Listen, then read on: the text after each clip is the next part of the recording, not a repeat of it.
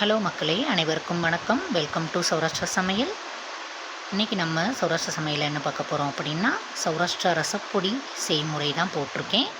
அதுக்கு தேவையான பொருட்கள்: மிளகு 100 கிராம், சீரகம் 10 கிராம், மிளகாய் வத்தல் 40 கிராம், கட்டிப்பெருங்காயம் 25 கிராம், காய்ந்த கறிவேப்பிலை சிறிது.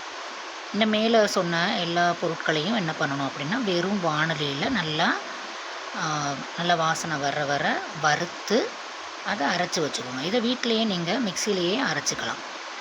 நைஸாக வேணுனாலும் அரைச்சிக்கலாம்.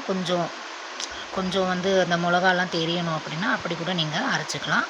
இந்த ரசப்பொடியோடு நீங்கள் புளிக்கரைசல் கொஞ்சம் சேர்த்து, தக்காளி, பச்சை மிளகா, பூண்டு, உப்பெல்லாம் சேர்த்து தண்ணி ஊற்றி கலந்து வச்சிங்க அப்படின்னா ரசம் ரெடி. அந்த ரசத்தோட சாப்பாடில் ஊற்றி சாப்பிட்டா ரொம்ப செம்மையாக இருக்கும். ஒரு தடவை ட்ரை பண்ணி பாருங்கள்.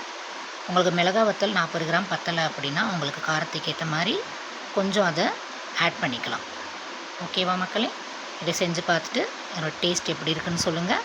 கமெண்ட் பண்ணுங்கள், லைக் பண்ணுங்கள், ஷேர் பண்ணுங்கள். அதுக்கு முன்னாடி என்னோடய சேனலை சப்ஸ்கிரைப் பண்ண மறந்துடாதீங்க. தேங்க்யூ. தேங்க்ஸ் ஃபார் வாட்சிங். நன்றி, வணக்கம்.